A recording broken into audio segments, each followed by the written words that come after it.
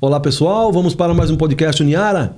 Lembrando que os vídeos estão disponíveis nas plataformas da TV Uniara do Facebook, Instagram e YouTube. Hoje temos o prazer de receber aqui João Batista Lopes. O podcast recebe Abelha, goleiro, ex-goleiro da Associação Ferroviária de Esportes, São Paulo, Flamengo e outros tantos clubes aí pelo Brasil. Abelha, é um prazerzaço recebê-lo. Seja bem-vindo à Uniara.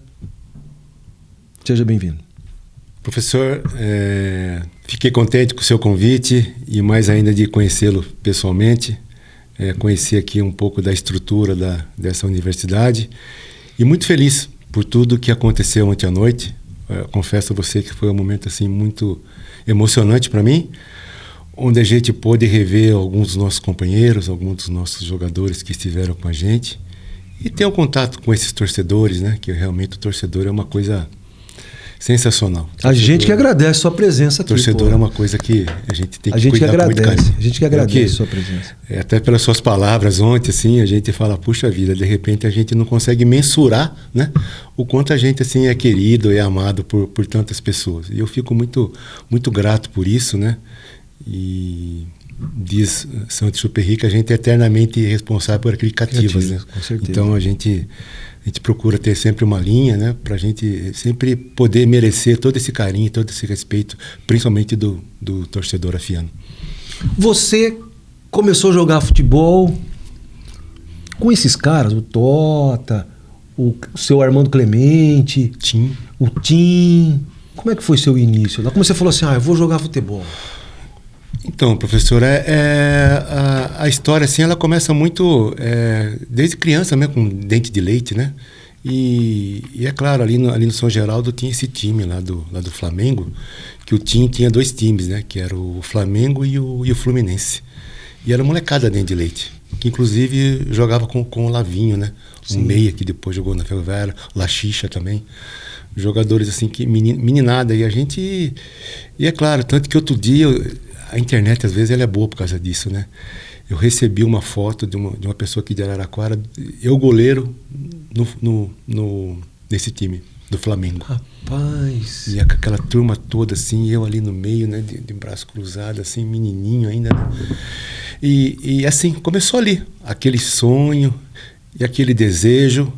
É claro que foi uma coisa, assim, que desse início, assim, depois também eu me aventurei um pouco a jogar como lateral direito, como volante, né? Mas eu tinha um irmão mais velho, e aquela história de ficar chutando bola no gol, você imagina quem tem que ir pro gol, né?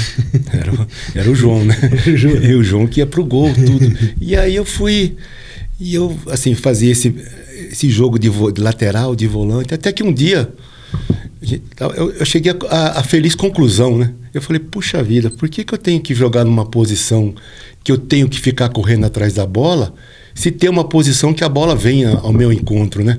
E aí eu falei assim, quer saber de uma coisa? Eu vou optar realmente por jogar no gol.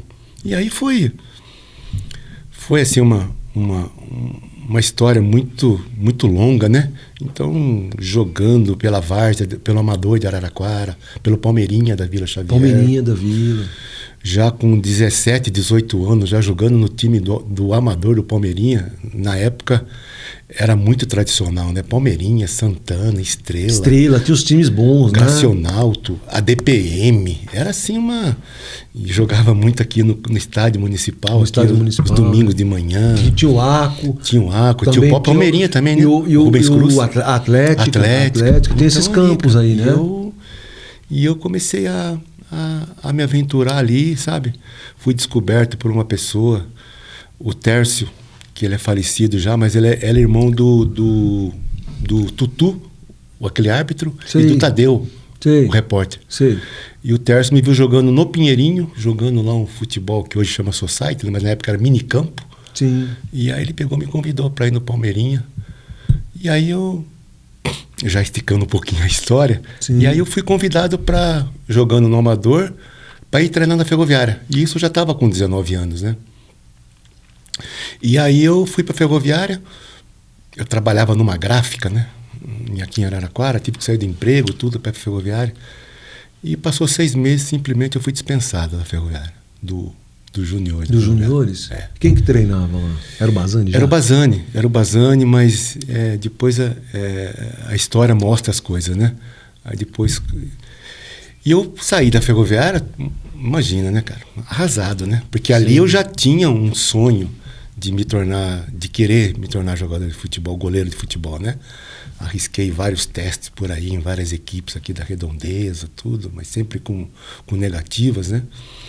E aí rapaz, caiu o mundo na minha cabeça, bum, né? E eu era uma família muito simples, muito humilde, né? Meu pai falou, volta a trabalhar porque, né? Não tem condição de... E eu estudava aqui perto, aqui no Logate. No Logate. Fazia técnico de agrimensor.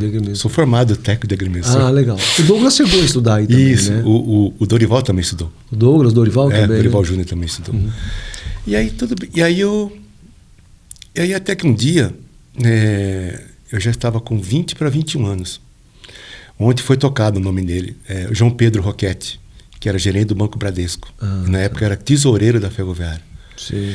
E o Bradesco tinha um time que aos finais de semana, assim, alguns ex-jogadores, tudo, mas tinha que trabalhar no banco. Uhum. O João Pedro montou uma estrutura lá que os jogadores trabalhavam no banco e jogavam sábado à tarde pro time dele. E aí um dia eu não sei, acho que eu dei uma falta lá na gráfica, fui lá na agência. Aí eu fui lá na mesa dele, tal, isso que ele já me conhecia assim de vista. Aí eu falei assim, oi, tudo bem? Tal, isso aí. Diga. Aí eu falei, não, eu vim aqui para ver se consegui um emprego aqui para trabalhar no Bradesco. Aí ele olhou bem para mim assim, falei, trabalhar em banco você? Eu disse, não, você tem que jogar futebol. Aí eu falei assim, mas como, pô? Né?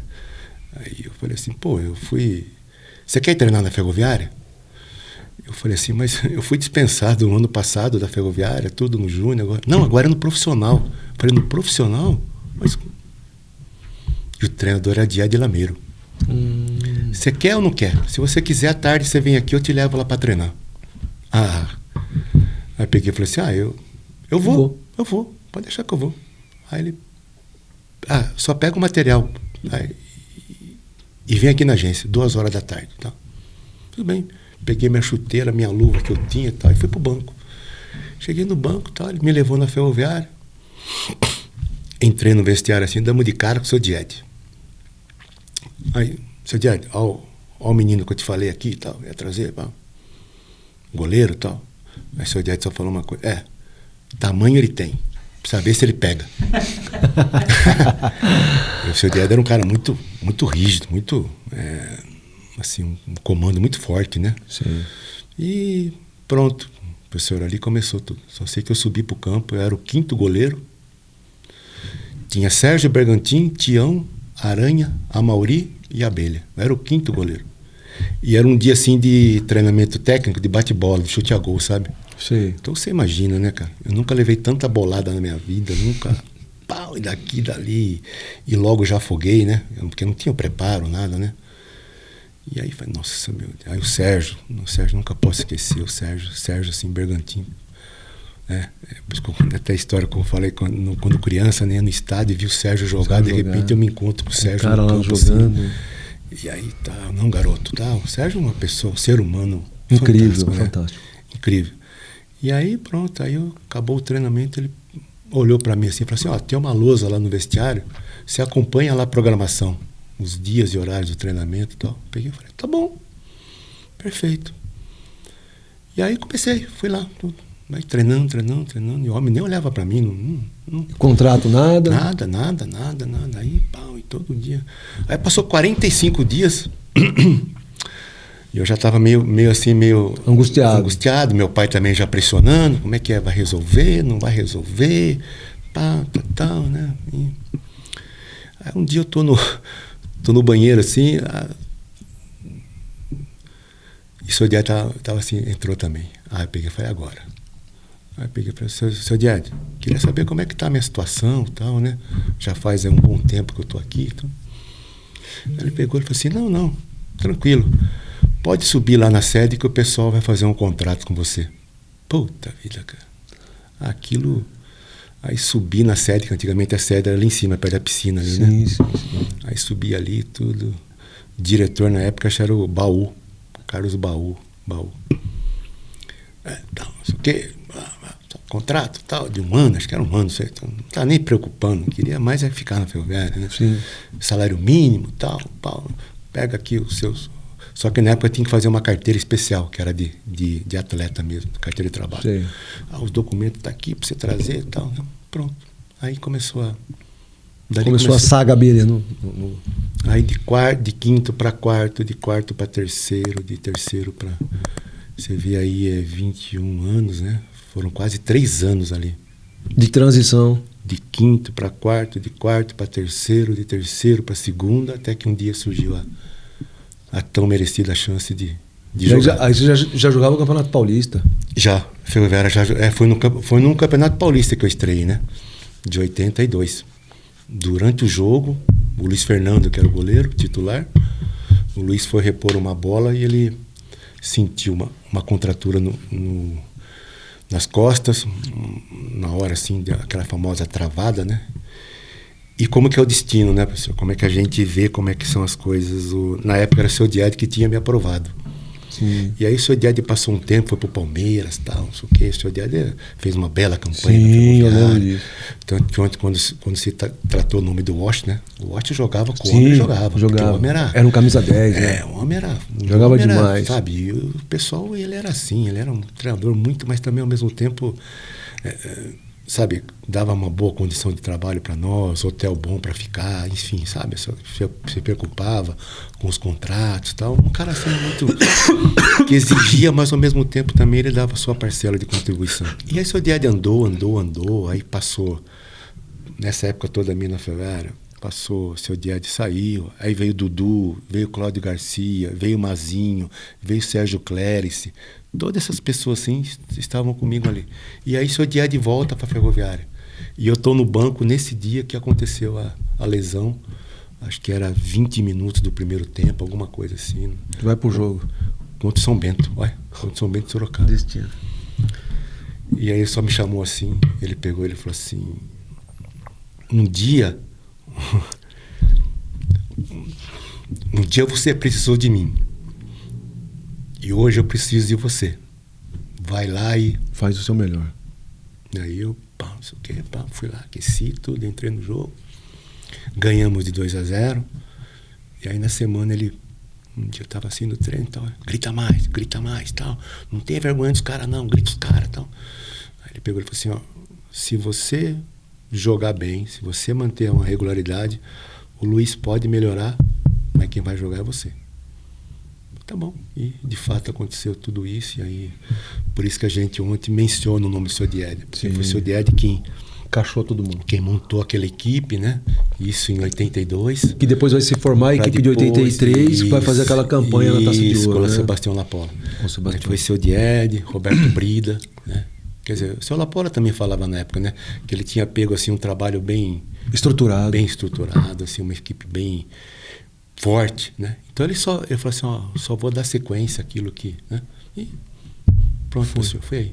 Tá certo. E aí você faz aquela campanha linda com a Ferroviária, na Taça de Ouro e tal, e tem o Flamengo no meio do caminho. Como é que foi isso? Antes do Flamengo também tem a Seleção Brasileira de Novos, né? Você foi para a Seleção Brasileira de Novos. A gente foi para Toulon, na França, disputar um torneio na França. Era uma Copa assim parecida com a Jules Rimet, que aquele ano era se o Brasil conquistasse o tricampeonato, a taça viria definitiva para o Brasil, né? Sim. Uma taça lá do Toulon. E aí eu fui convocado, porque o seu Lapola foi o treinador. E ele levou você me lá. levou para... Então você imagina um Ferroviário assim, com o goleiro na Seleção Brasileira de Novos. Era Novos, mas era um baita de um time. E todo mundo via, todo mundo assistia, passava na TV. E aí nós fomos tricampeões em Toulon. E aí quando eu volto para cá, tem a negociação do Flamengo. Nossa, totalmente assim, surpreso para mim, né? Quando eu chego assim no Rio de Janeiro. E você chega no Rio de Janeiro, o Baldo Fidiol era o goleiro. Não, era Raul ainda. Era o Raul ainda? O Baldo foi depois? O Baldo foi depois. Foi depois, tá. Porque o Raul, na verdade, toda assim, talvez seja aí o grande... fui mesmo para ser a reserva do Raul. Não era para jogar. Porque tinha Cantarelli e Raul. Sim. E o Cantarelli já era um goleiro de longa data já era, Flamengo, né? Só que o Raul já estava meio que ensaiando que ele ia encerrar a carreira. E nesse ensaiar a carreira, era o Cantarelli que era para assumir e eu ia ficar por ali, como reserva. Mas aconteceu algumas coisas que o Cantarelli se desentendeu com o Raul um dia lá, tudo, pediu para ser negociado. Aí eu passei a ser o reserva imediato do Raul. Mas aí em 84, acho que foi a Copa de 82, a Copa de 82 o Filhol jogou. E o Filhol fez uma baita de uma campanha, uma coisa de louco, entendeu? Em 84 também ele fez uma eliminatória muito boa. E aí o Raul já tinha decidido que ia parar. Aí o Flamengo foi e contratou o Filhol. E aí, claro, continuei reserva dele e tudo, e né? como é que era? Como é que era treinar com o Baldo Fidjol? Porque o Baldo Fidjol era um mito, né? O goleiro foi campeão mundial em 78, era o goleiro da seleção argentina. E como é que era isso? Sim, uma relação... Você sai daqui do interior, chega lá no Flamengo... mas primeiro já foi aquelas feras todas, né? Leandro, Marinho, Júnior... Então, você chegou lá, o Flamengo tinha uma seleção brasileira. Só que uma das minhas infelicidades foi essa, que uma semana depois o Zico foi negociado com o Udinese. Eu fiquei só uma semana com o Zico, assim, tal. E aí o pessoal falou, garoto, agora você veio na época ruim, que agora a coisa aqui... O jogador meu comentava nas brincadeiras. Vai apertar. Agora a coisa aqui, o homem foi embora. E então era assim, era Adílio, Nunes, Tita. Cheio de estrelas. Estrelas, né? Andrade. Timaço, né? Timaço. E aí o Moser, Figueiredo, finado Figueiredo, faleceu na época, eu estava lá. E assim, o Filhol chegou, né? O apelido dele era Pato, porque ele tinha um pé. Ele era mais baixo que eu, mas ele calçava assim 45, sabe? Ele tinha assim um pé que era... E ele usava muito pé, assim. Coisa que a gente vê hoje assim... Ele já fazia lá. Já fazia na época, elas paradas assim na Mas frente. ele era bem baixinho. Bem baixo, era mais baixo que eu. Era menor que você, né? Ele devia ter 82, mais ou menos assim. Sim. Mas era assim um monstro, né? Era um monstro. Sim. Era um monstro. Então foi assim uma... Assim, eu confesso para você que não foi assim uma passagem muito boa na minha carreira. Não foi. Mas valeu pela experiência, né? Deu assim, conhecer assim, esse mundo, né? Que eu comentei com você ontem, vocês lá. Eu estava no banco de reserva, numa final Fluminense e Flamengo, que o Vica jogou. E o Assis faz aquele gol no finalzinho. Tinha 150 mil pessoas no Maracanã. A hora que saiu aquele número assim...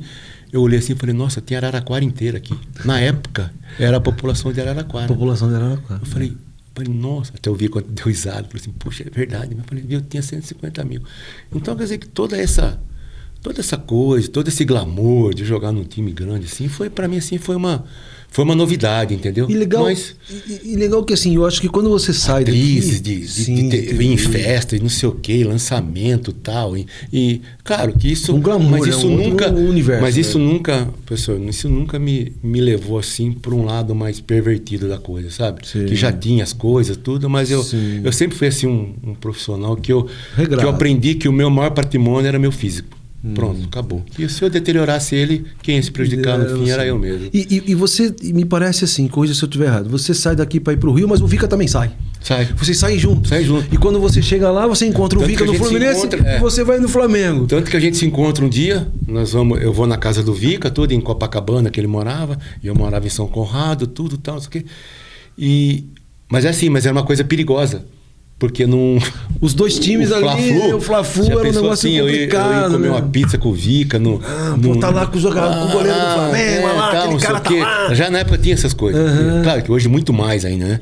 Hoje as redes sociais, ela te cobra, te segue. Mas tinha, sabe quem veio aqui? Tá, o Vica, o Abelha e tal. Pô, aí o mais fanático fala assim, poxa vida.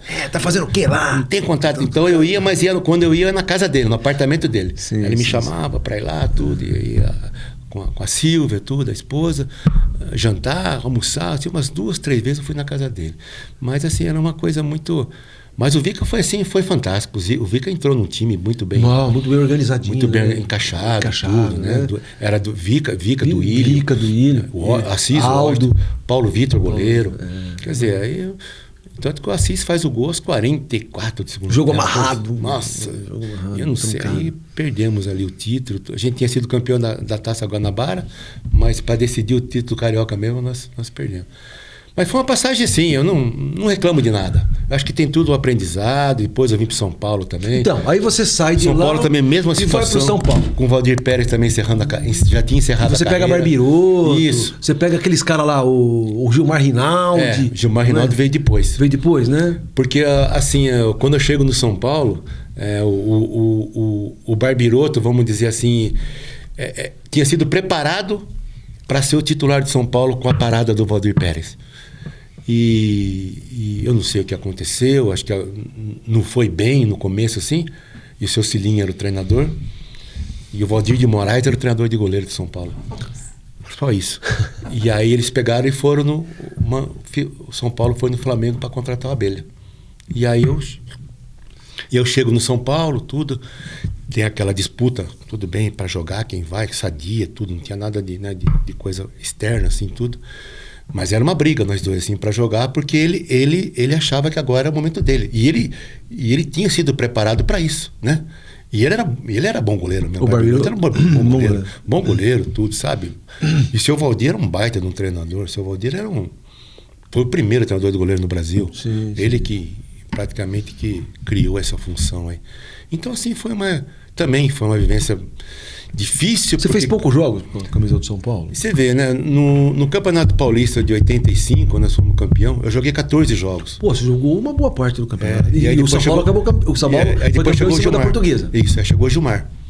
Só que o Gilmar saiu, estava no Inter, mas o Gilmar já tinha passado pela seleção brasileira. Tinha sido convocado, tudo.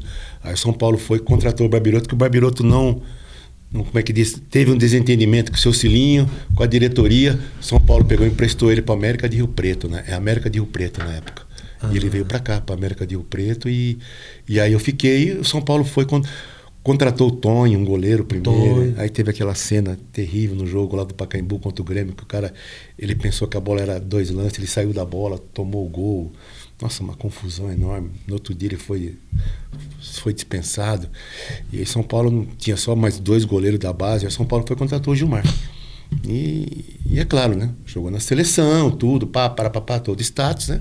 E aí eu fui, seu Sininho chegou, tal, o Gilmar vai jogar, tal, perfeitamente. Mas continuei no banco, tudo.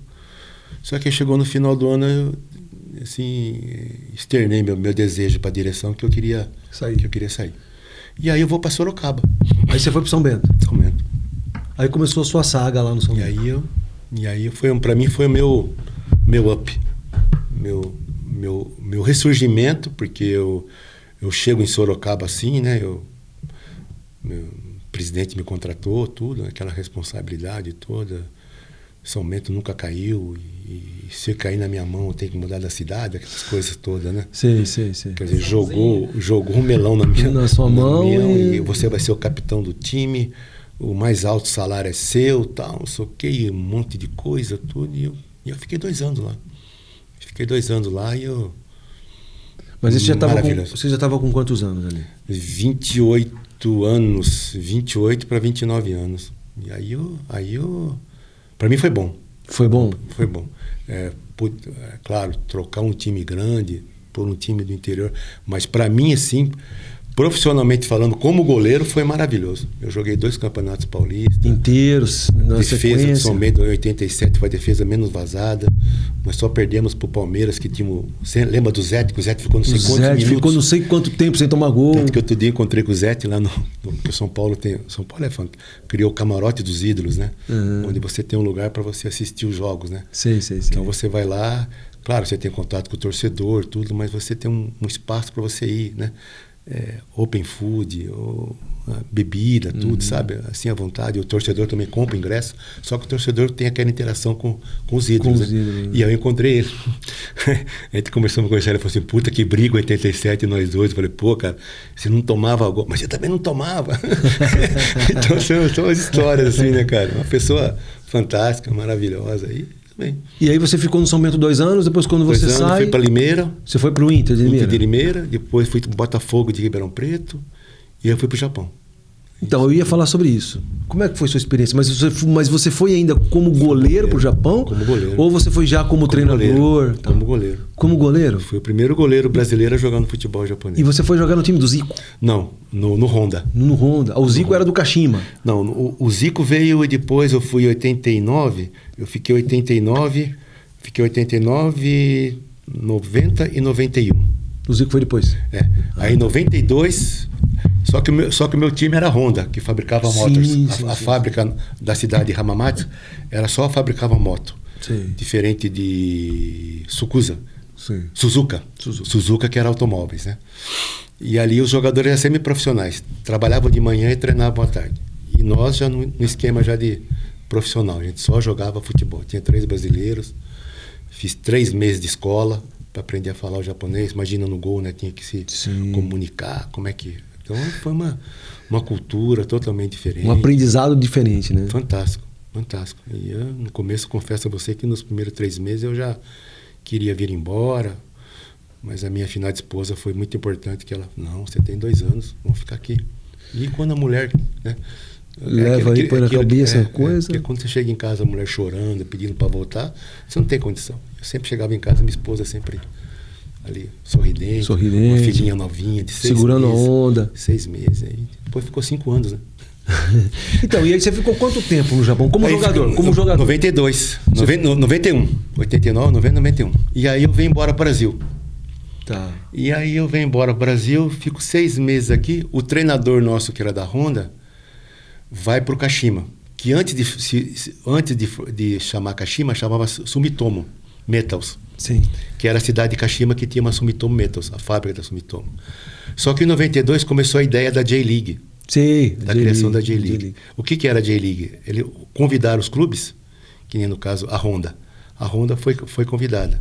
Só que a Honda preferiu não entrar no futebol profissional. Ela preferiu apostar em velocidade, com Ayrton Senna na época, de moto, tal, corrida de moto, essas coisas todas. Não quis montar o time de futebol. De profissionalizar, não. E automaticamente ela liberou os jogadores para seguirem. E o treinador da Honda foi para o Kashima. Na época já era o projeto da J-League em se tornar Sumitomo, tornar Kashima, porque Kashima é a cidade. Sim. Todos os clubes da J-League têm o nome da cidade no seu... Ali no seu nome. Kashima Antlers. Sim. Kashima, cidade, né? Urawa Reds, que é de Ereia, né? Yokohama Marinos, né? De Yokohama. Todo time tem o nome da cidade. Sim. E se formou o Kashima Antlers. E levou o Zico em 92 para jogar ainda a 2ª divisão pelo Sumitomo. Tanto que ele fala muitas vezes, né? Que ele tinha que levar a chuteira para casa, que ele tinha que limpar a chuteira. Uma estrutura amadora. Que o uniforme dava uma mala de roupa para você, leva para tua casa e tal dia se apresenta com calção verde, com camisa verde e tal. Você, né? Ele comunicava tudo, o uniforme durante a semana que você usar. E de jogo também. Então ele mas já sabia que o Sumitomo ia se tornar Kashima. E aí esse treinador, tô aqui no Brasil, esse treinador me liga, né? Leva você para lá. Ele falou assim, Abere-san e tal. Aí me chamou na Honda aqui, que tem a Honda aqui no Brasil, ali perto do Detran ali em São Paulo, tem uma agência grande da Honda, e tem um funcionário lá que fazia o intérprete. Aí tal, ele tá chamando você para ir lá, tal hora ele vai ligar, tal, ele fez a tradução, porque às vezes eu entendo um pouco, mas também a coisa de contrato é mais delicado. E ele falou, você lembra que você falava que era importante ter treinador de goleiro? Porque eu quando eu cheguei lá no Honda, eu não tinha treinador de goleiro, não tinha nada. Então eu treinava os goleiros e eles me treinavam. Mostrava o exercício, como é que era, tudo. E ele vendo aquilo tudo, e eu falando para ele, minha Motsan, né? Também faleceu. Minha Motsan, tem que ter, né, treinador de goleiro e tal. Ele falou assim, coach goalkeeper, né? Eu falei assim, isso, né? Coach, que é treinador de goleiro e tal. Eu falei assim, isso precisa ser. E ele pegou e falou assim, você lembra quando você falou para mim, agora eu tô aqui no Kashima e tal, queria que você não quer vir para cá? Só que eu estava numa fase assim de ainda querer jogar. Sim. E eu peguei e falei assim, o intérprete traduzindo, falei assim, meu Motsan, eu ainda não sei se eu tô querendo parar de jogar, tudo. Aí ele pegou e falou assim, você não quer fazer o seguinte, você vem aqui, você fica 3 meses, porque 3 meses eu visto turista, você consegue o visto turista fácil. Você fica 3 meses aqui para você ver se você gosta e tal. Aí eu, conversei com a esposa, tudo e tal. Eu falei assim, tá bom, vou encarar essa. E o Zico já estava lá. Sim. E aí quando chegamos, tal, não sei o quê, claro que ele conhecia tudo, não sei o quê. E começamos. Aí fiz um trabalho de 3 meses, final de 3 meses, tudo. Claro que ele deve ter referendado, né? E aí o pessoal chegou e fez a proposta para mim. E aí, uma proposta muito boa, né? E aí eu peguei e falei assim, olha, quer saber de uma coisa, cara? Eu tenho muito mais tempo de treinador nessa outra parte aqui do que como jogador. Já estou chegando numa fase que eu já estava meio esquentando demais a cabeça, tudo, sabe assim, né? Você fala, poxa, né? Recusando propostas, que eu sabia que o time era ruim. Quando eu cheguei no Brasil, eu falei, puta, calma, vou pegar um time bom, né? Então, e aí, ponto. E aí fui para lá, tudo, fiquei mais 3 anos. Aí eu teve toda essa transição do futebol amador para o profissional. Mas aí você foi como treinador de goleiro. Fui também o primeiro treinador de goleiro. Todas as comissões técnicas não tinham esse cargo. E aí depois, para ajudar ainda, o Falcão é contratado. Isso. Em 94, o Falcão foi para a seleção japonesa junto com o Tim, Gilberto Tim. Olha que dupla. E eu tinha jogado com o Falcão no São Paulo. Aí um dia ele me liga em casa, tudo, aí ele fala assim, Abelha, tal, não sei o que, você não queria vir comigo na seleção e tal, né? Peguei e falei, puxa vida, porque a seleção japonesa, quando tinha jogo da seleção, o campeonato parava. Um negócio estruturado, era outro padrão, né? Peguei e falei assim, não, tudo bem. E aí eu fui para trabalhar com ele na seleção japonesa, tudo. Jogamos a Asia Games, né? Que é um tipo de sul-americano, que joga sul-americanos, tudo, né? E pronto. Aí todo o time começou a ter essa função. Função de treinador de goleiro, né? E aí depois também em 94, eu lancei um livro, que eu escrevi um livro, Treinamento de Goleiro. Foi todo editado em japonês, tudo. Um livro, assim, altamente didático. Sim. Você pegou o gosto pela coisa. Sim, porque eu falei, eu vou deixar alguma coisa, né? Na minha carreira. E assim, o tempo ajudava bastante. Porque assim, às vezes eu tinha uma manhã livre e tudo, aí pegava a minha... Comprei uma maquininha lá elétrica deles lá, tudo. Primeiro ela digitava todinho o texto, depois eu corrigia o texto e printava. Ela imprimia tudo. E fui tirando fotos, tudo, dos trabalhos, tudo. Aí JVC, Victor. JVC Victor, quem lançou o livro. Aí tiveram fotos, tudo, montou um baita do material, tudo. E ele virou assim, que ele ficou, na época, assim, foi um boom, né? Porque ele foi lançado em 94, ele chegou até a 7ª edição, assim, porque ele era muito as escolas, né? Porque no Japão o ensino assim, é diferente. Você faz o ensino de manhã, o educacional, a didática toda de manhã, e à tarde a escola tem os lugares para praticar esporte. Imagina o terreno que é, o espaço que é. Então você escolhe, se você quer jogar beisebol, quer ver aqui o beisebol, se você quer jogar basquete, vôlei, natação e futebol. Você escolhe o que você quer fazer. Então os meninos que escolhiam as escolas de futebol, os professores começaram a indicar os livros para os goleiros. E aí também foi uma época muito boa para mim, que eu saía para fazer clínicas de goleiro, que a J-League, a maioria dos jogos era sábado. Só jogava de sábado. Então domingo eu saía, domingo eu saía para fazer as clínicas, para mostrar o que é treinamento de goleiro, tudo. Então, fantástico. Mas depois você vira treinador. Como é que foi essa transição? Eu volto para o Brasil, né? Em 95 eu volto para o Brasil.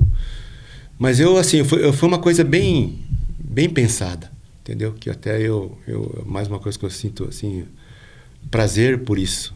Porque não foi por uma lesão que eu parei de jogar, não foi por falta de oportunidade, tipo assim, puta, acabou o mercado, não tem mais mercado, né?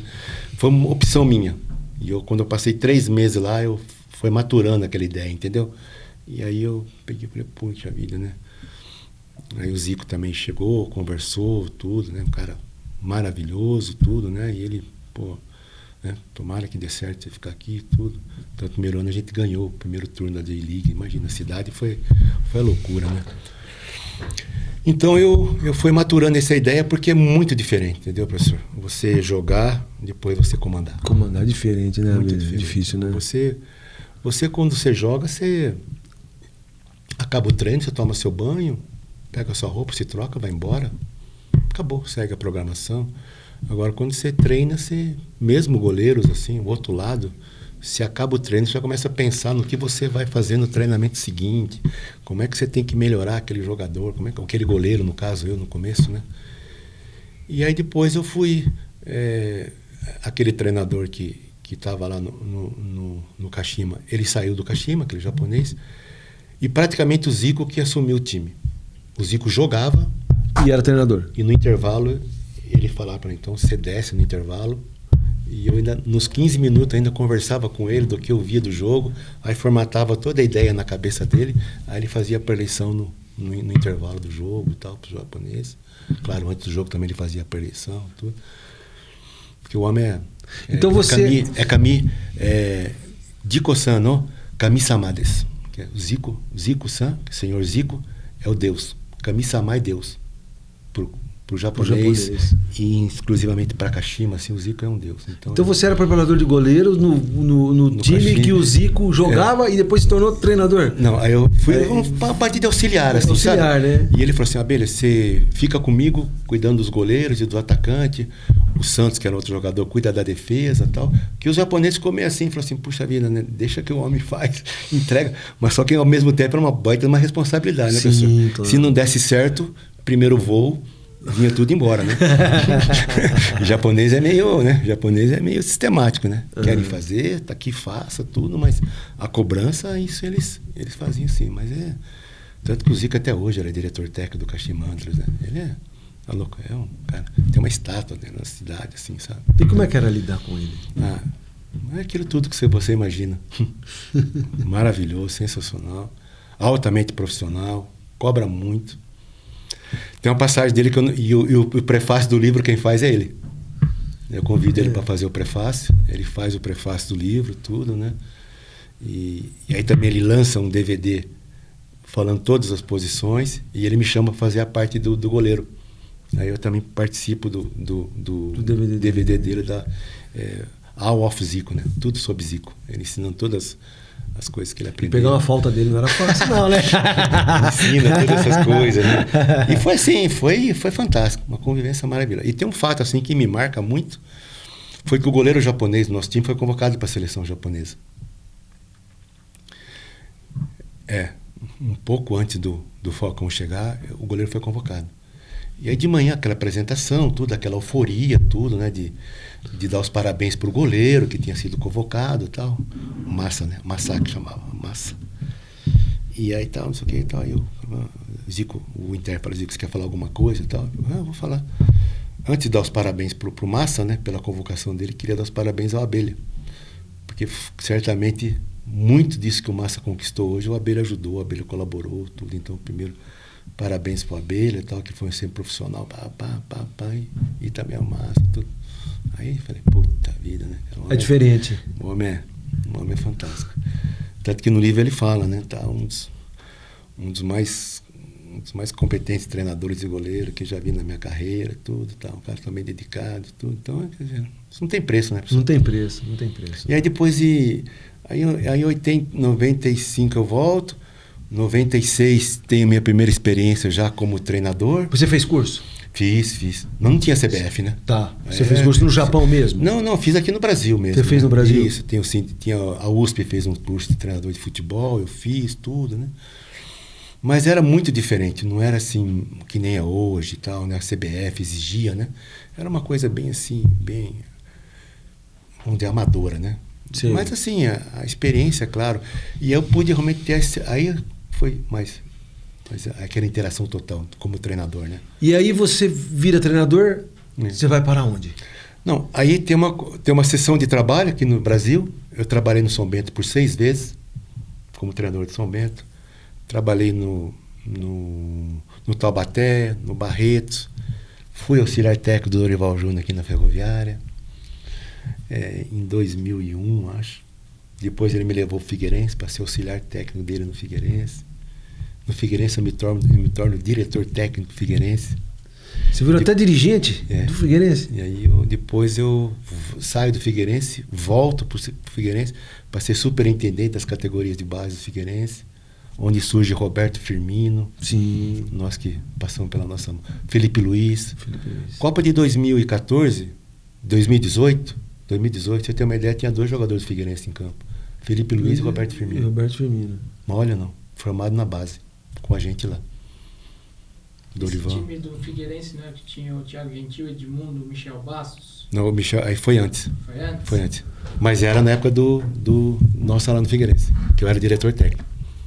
Então é assim, é a história. E aí também em 99 eu vou pro Chile. Vou trabalhar como auxiliar técnico do Nelson Batista no Colo-Colo. Fico um ano no Chile. Você trabalhou, disputou Libertadores? Não, na época era Mercosul. Mercosul. Colo-Colo não tinha conseguido a vaga na Libertadores. É Mercosul. E eu fui com o Nelson para lá.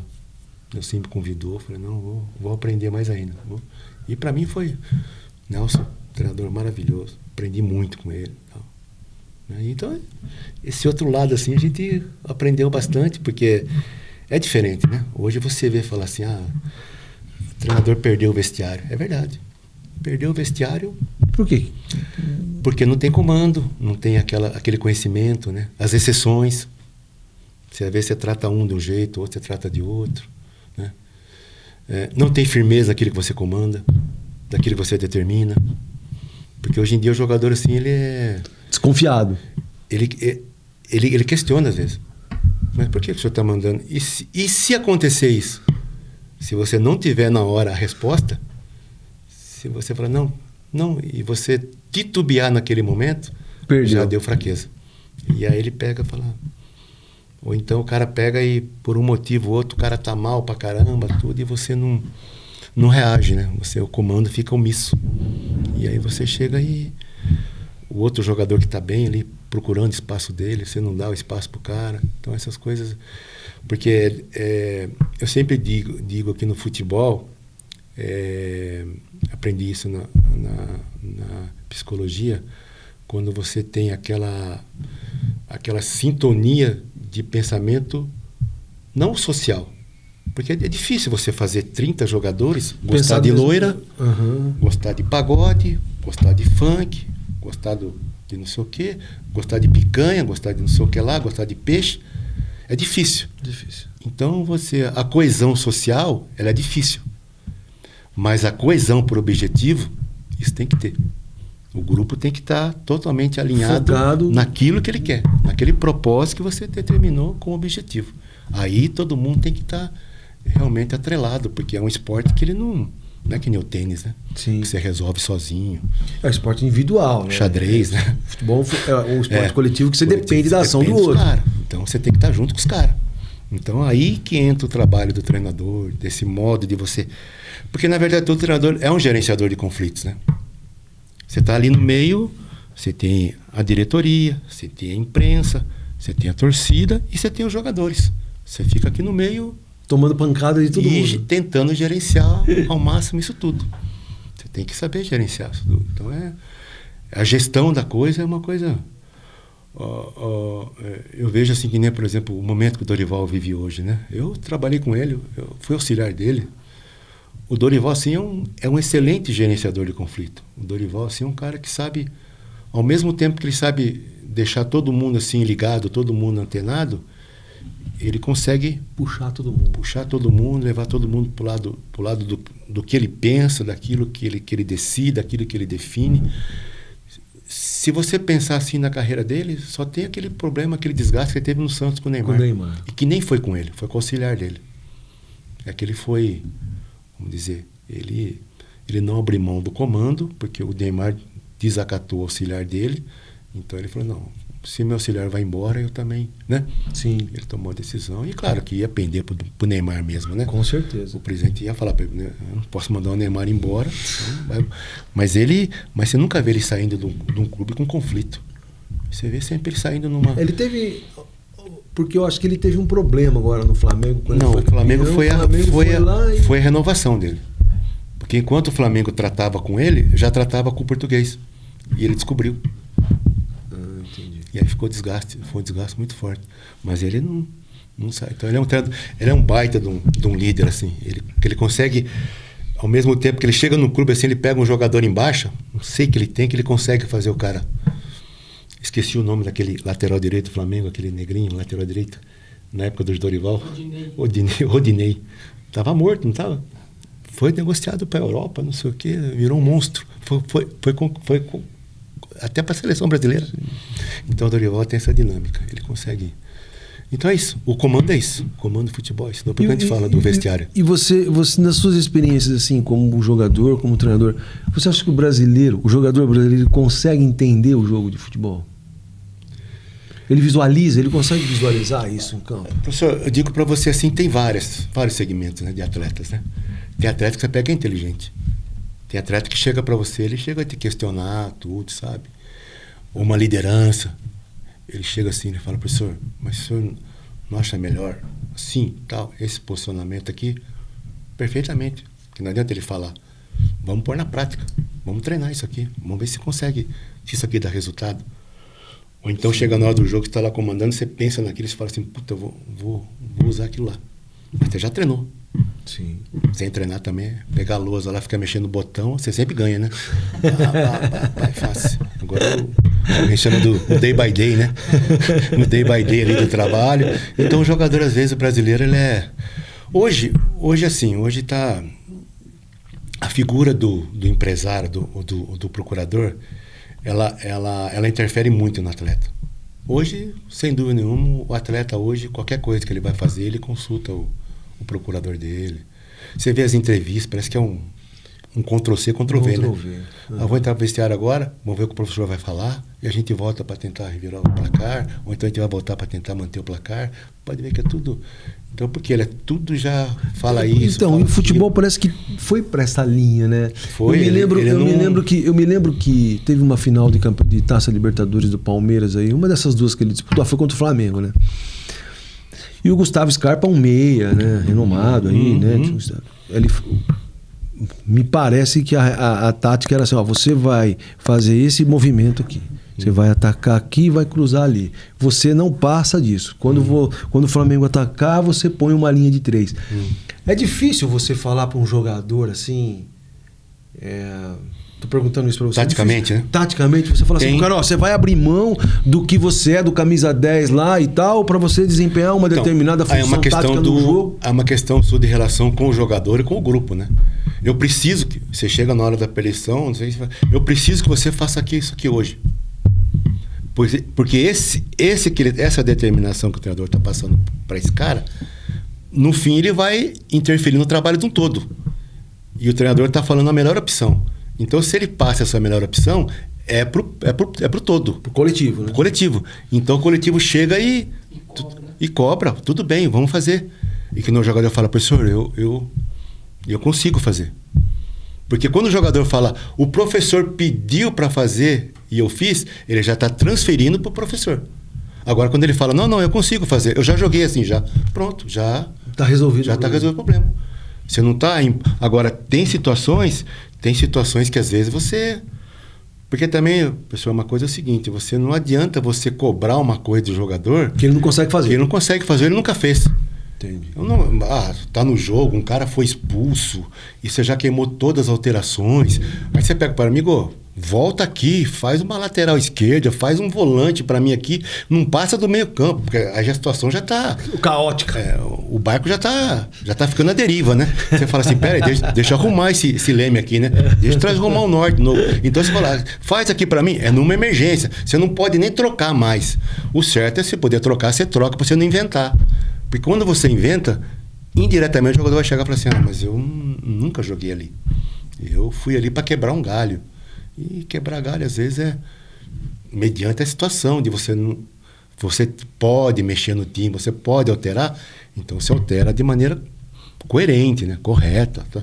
Não vai inventar durante o jogo, né? Porque aí inventou durante o jogo é complicado, né? Então, que nem esquema de jogo. Porque o time, não sei o quê, joga no 3-5-2, no 4-3-3. Não adianta chegar na hora do jogo, você tem que treinar esse esquema. Né? A gente está falando muito do Dorival. O que o Dorival faz hoje em São Paulo? É simples. Ele pega o Rafinha e transforma o Rafinha em terceiro zagueiro. Porque o Rafinha não tem mais força para chegar no ataque toda vez. Então o que ele faz? O outro jogador, não sei, esqueci o nome que faz a lateral, a função do Rafinha. Sim. E o Rafinha faz o quê? Compõe com 3 zagueiros. Fecha as áreas. Pronto. Então, quer dizer, faz Piqueires. Quer dizer, sim, então é assim. Então, o que ele faz? O Rafinha é um líder, um cara altamente experiente, uma liderança, capitão do time. Ele falou, eu mantenho o Rafinha jogando, só que você vai ver ele passar? Ele vai passar, mas ele passa muito e depois ele demora meia hora para passar, porque não tem mais, né? Porque o São Paulo é volúpia, né? Ele é intenso, o São Paulo joga e a molecada corre muito. Então, quer dizer... E outra coisa, né? A gente tá comentando dele.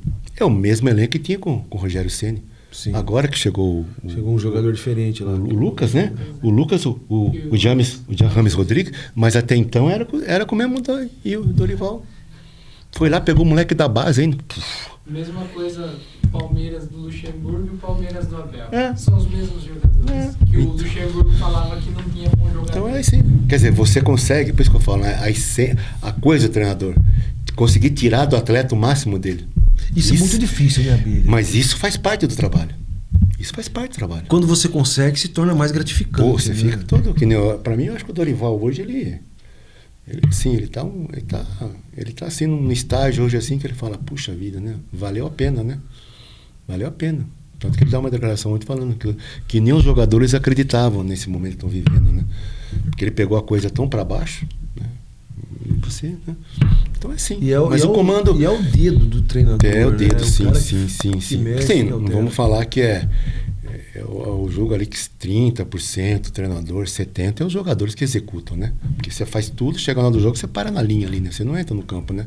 É os jogadores que tem que executar aquilo que você treinou e aquilo que você planejou numa palestra, uma preleção, mediante o adversário que vai enfrentar. Quem executa é os jogadores. Sim. E me diga uma coisa, qual foi a sua melhor experiência assim como treinador? Foi no São Bento, Sorocaba, 2006. Peguei o time na zona de rebaixamento, pronto para cair. E a gente conseguiu, quase ainda se classifica para a Copa do Brasil. Tudo a gente tirou assim, o São Bento numa situação assim. Só que são situações diferentes, né? Que eu ainda podia mexer no elenco, né? Eu lembro que nós mandamos assistir 2 jogos, nós dispensamos 9 jogadores. E contratei só 3. Dispensou 9 jogadores? Tudo. Sabe aquela história, quando você chega assim, você analisa, você faz uma... Não, peraí, os jogadores aqui têm mais direitos do que deveres. Aí é difícil, né?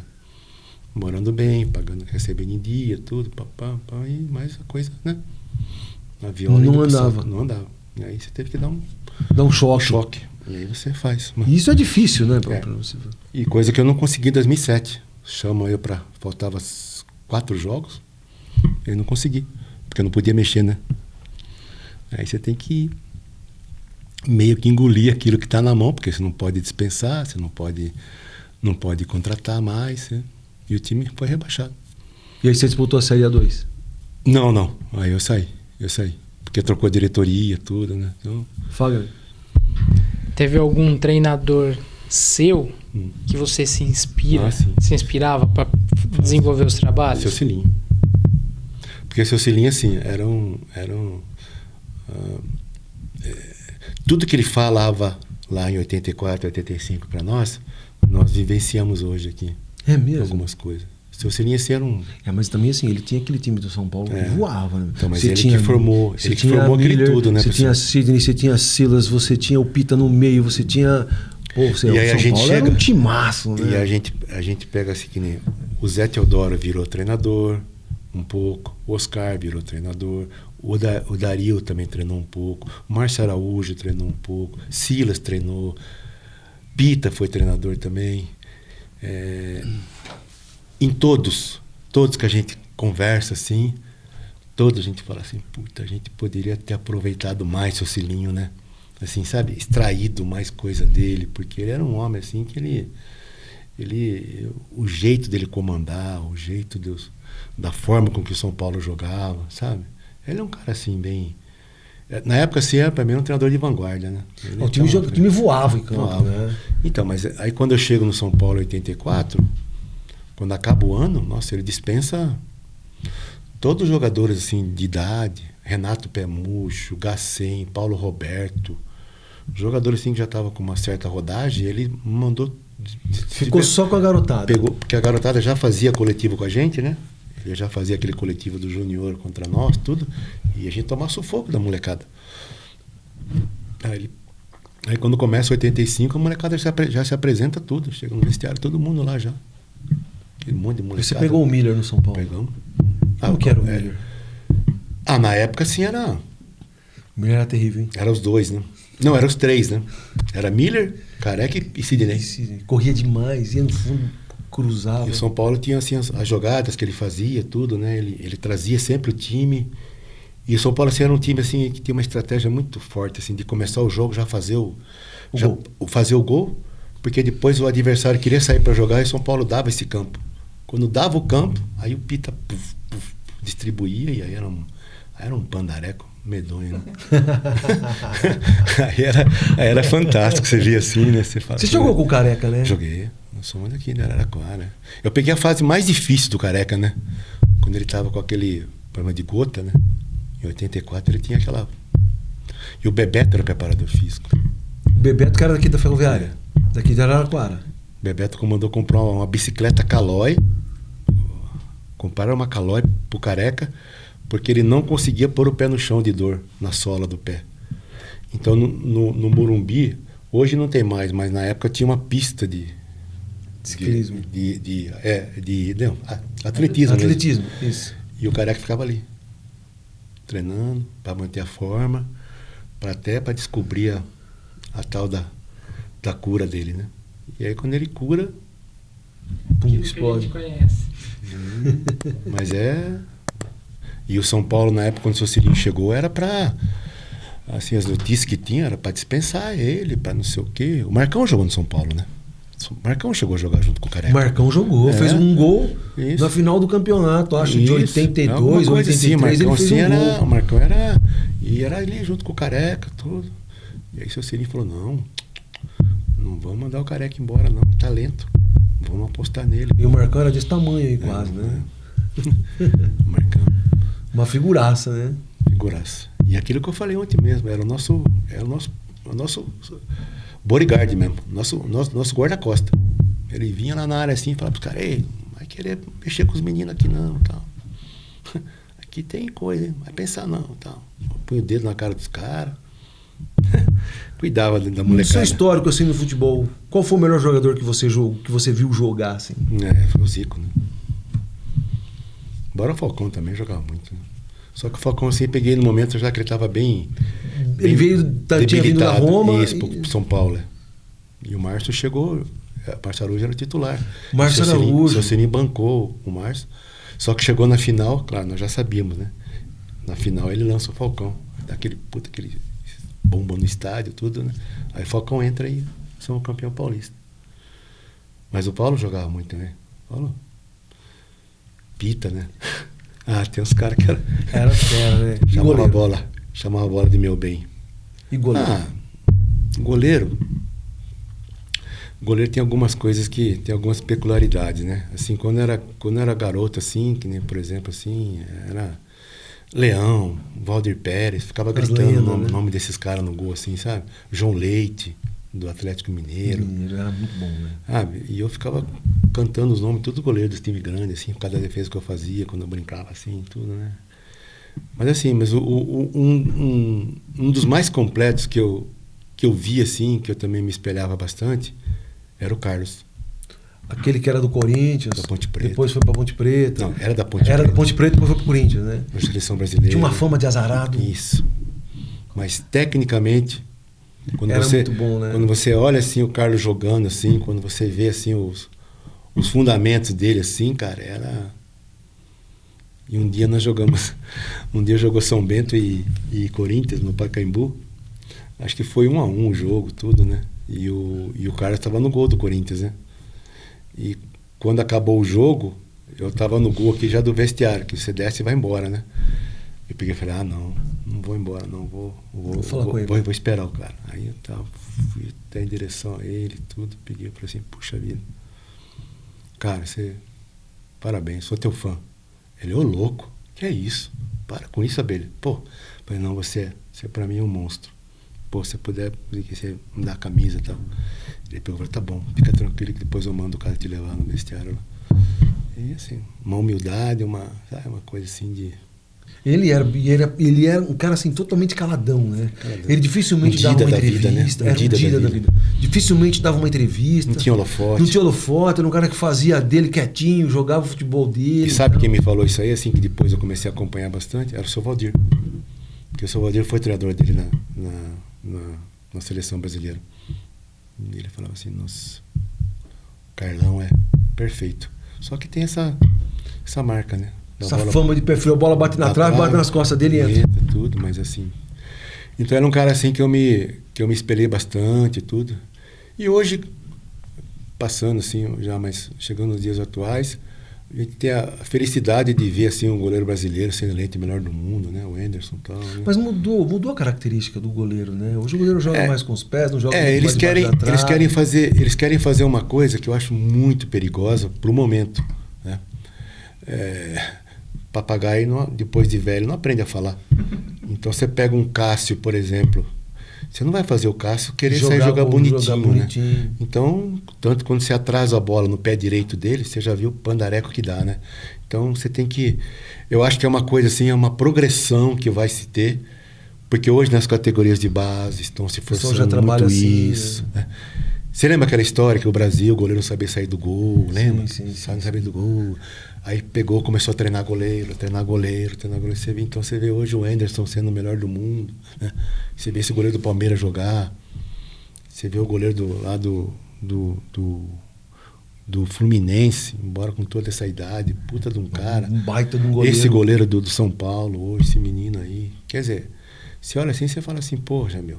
Então, é uma coisa para mim assim, é perigosa quando você fala para sair com os pés, porque recentemente você ouve mais falar do goleiro pelas falhas que ele teve em querer sair jogando com o pé, do que praticamente que tecnicamente que aquilo que ele tem que fazer mais que é defender a bola. Se posicionou mal, rebateu mal a bola. Você não ouve falar, só ouve falar, começou a sair jogando errado. O cara quer sair jogando, faz o passe errado, o cara toma, faz o gol. Do gol. Culpado de quem é o goleiro. Então, quer dizer, é uma coisa para mim que é muito perigosa, né? Muito perigosa, e que você tem que saber que você está correndo alguns riscos que muitas vezes custam uma derrota, né? Sim. Mas eu acho que com a evolução, com a progressão dos trabalhos fazendo nas categorias de base, o menino vai aprendendo, e vai chegar lá em cima. Porque você pega hoje lá em cima, os profissionais hoje, de ponta, quem que sabe bem jogar saindo com o pé? São poucos. O Fábio do Fluminense trabalha bem com o pé. Sim. Aquele que era de São Paulo, que foi dispensado, Felipe Alves, que trabalhou muito tempo com o Diniz. Então era um cara que trabalha bem com o pé. O do Atlético Mineiro, Everson trabalha bem com o pé, sabe? O do Palmeiras, regular. Mas assim, sabe, sem pôr uma coisa assim é meio complicado. E então eles estão querendo trazer alguma coisa lá de fora para cá. E só que lá fora já se faz isso desde cedo, desde a formação. Sim. Porque eu acredito que o goleiro você forma um goleiro. Você consegue fazer o goleiro? Claro, tem que ter. Claro, hoje a primeira exigência é o biotipo, né? Tamanho. Hoje, por exemplo, eu já era meio que excluído. Hoje a exigência é do 1,90 para cima. Hoje, quando você pega o garoto, você faz aquele teste de punho nele, que ele não é preciso, mas ele, mais ou menos, ele te dá uma ideia de quanto o menino vai crescer. Pelo lado do pai, pelo lado da mãe, né? Entendi. Como é que é a genética da família, porque se você chegar ali com 18 anos, um moleque tem 1,80, já era. Não vai ficar mais. Porque a exigência do mercado é outra. Entendi. É de 1,90 para cima. Você vê o goleiro do Corinthians, o reserva do Corinthians? Nossa, é gigante. Então, o cara passa com a mão assim para trás, né? E o Cássio já é alto. O Cássio já é 1,92, o Cássio 93. Sim. Esse outro aí, eu esqueci o nome dele, Carlos José, como é que é? Dois nomes, nome duplo. É um monstro, alto pra caramba. Então é isso aí. Fábio. Você, durante o programa, você falou que você jogou com grandes nomes do futebol nacional. Você consegue escalar 11? O treinador a gente já sabe que é o Cilinho. Agora, você consegue escalar 11? Cara. Assim, que eu trabalhei assim, puxa vida. Que eu trabalhei como treinador ou como jogador? Não, jogando. Jogador? Tá. Bom, eu vou falar assim pelo que eu vi, assim, embora final de carreira, para mim, assim, o Raul, um monstro, né? Monstro, né?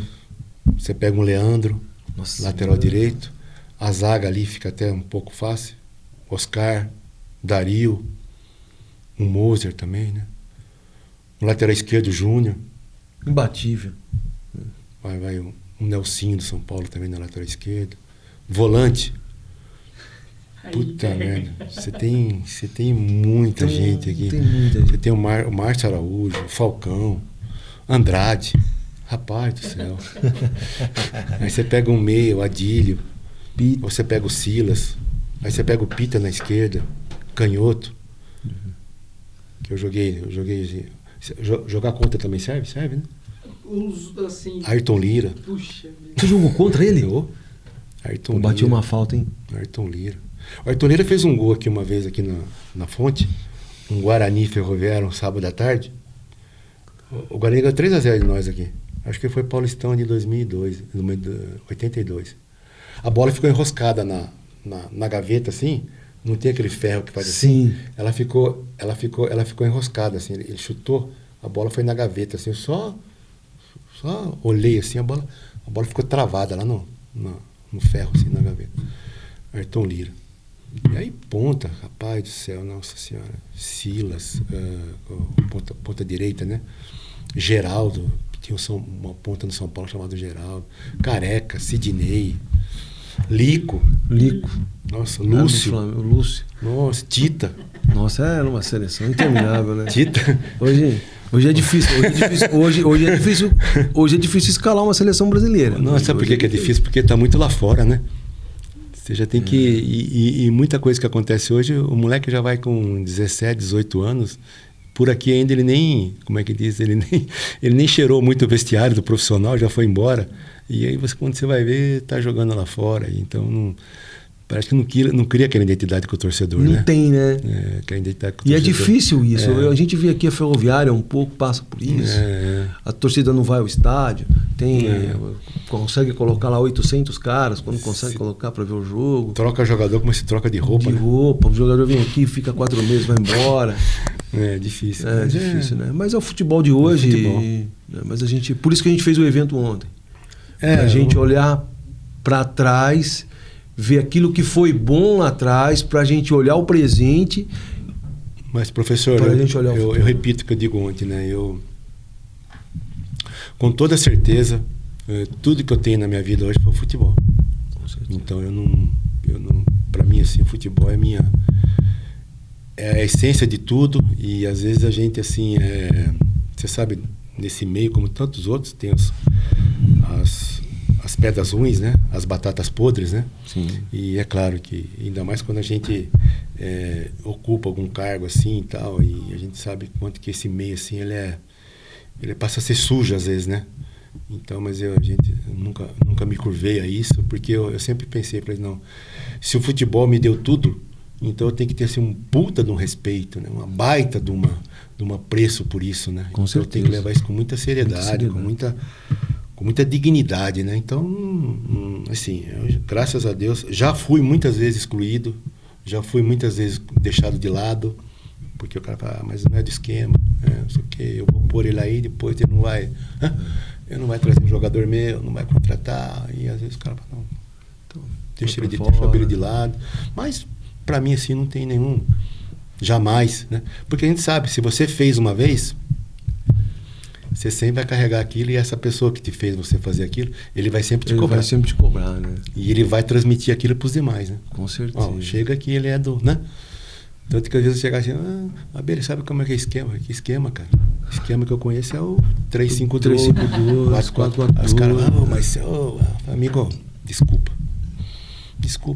Pra gente... O presidente Milton Cardoso comentou da atual fase da Ferroviária e falou assim, não tem os ex-atletas ou alguém que se identifique com a Ferroviária. Aí a gente pode citar vários casos. O seu, o Vica, que tiveram trabalhos de sucesso. O próprio Douglas, aí foi no feminino, mas teve um trabalho muito bem legal. Né? E ele bate nisso, falou assim, falta essas pessoas dentro do lugar. Depois que virou SAF, né? Assim, então, realmente eu concordo com ele. Então, eu acho que faltam pessoas como vocês que vestiram a camisa, são da cidade e têm capacidade de fazer esse tipo de trabalho. Eu, assim, o que eu posso deduzir de tudo isso? Falar que eu não fico assim um pouco chateado disso tudo.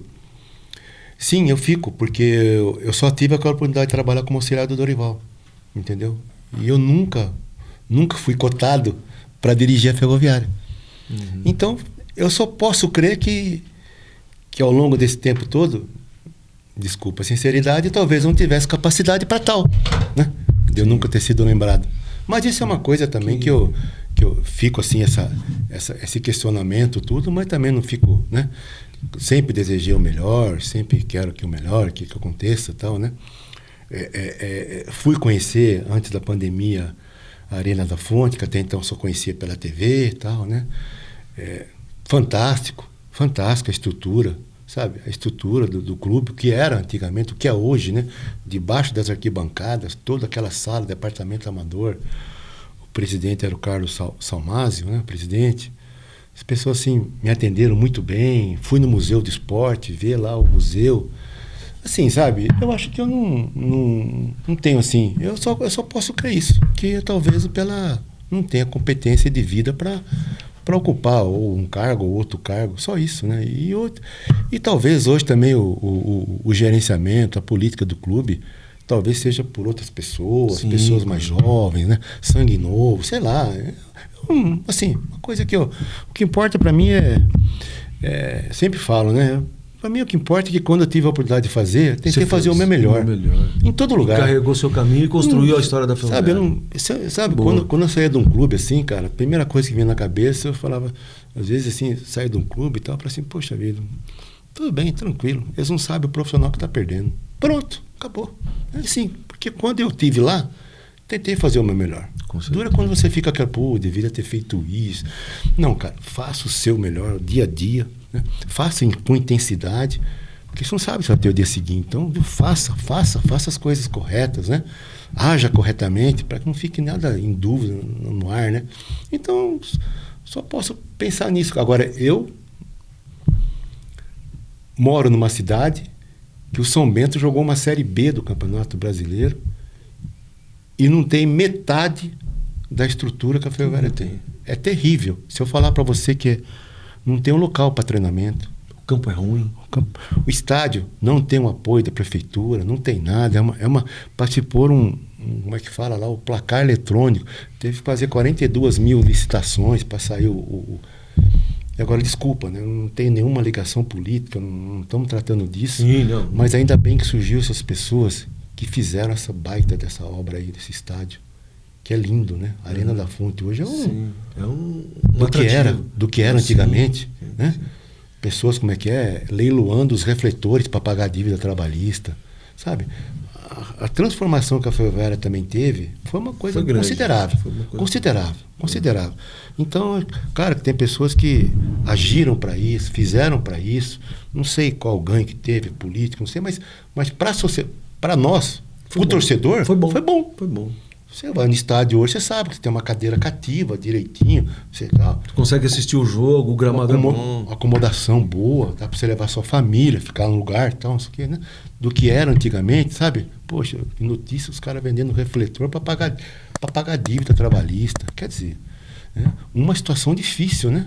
E que caminhava para o caos mesmo, né? Sim. E de repente surgiu pessoas que revigoraram, acabaram com aquela parte lateral que ficava ociosa. Eu estou no hotel ali perto, do hotel, rapaz do céu, aquilo virou tudo prédios. Tudo prédio. Agora o estádio está lá. Tá o estádio lá, bonitão.